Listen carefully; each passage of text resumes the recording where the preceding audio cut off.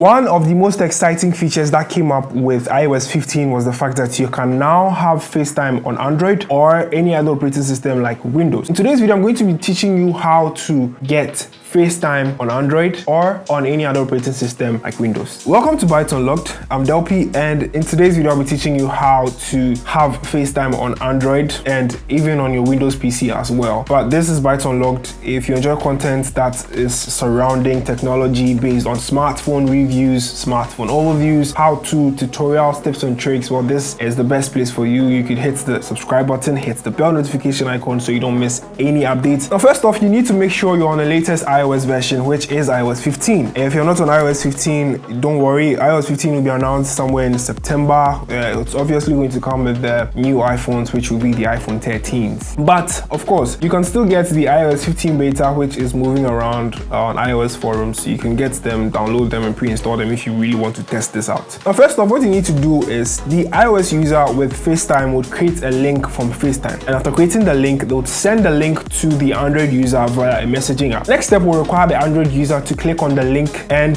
the link will redirect them to the Google Chrome app, which would be automatic to open because Google Chrome is basically the default browser on most of these Android devices. After that, Google Chrome will ask you to enter your name for verification purposes or just for identification purposes. There in the Google Chrome app, after entering your name, you'll be asked to hit the join button. Now, once you hit the join button, the Apple user on the other end who started the FaceTime call will be asked to approve or accept your request for joining the FaceTime conference or whatever you're having, and that is it. That's basically it for the video. I'll catch you guys in another one. Stay safe and peace out.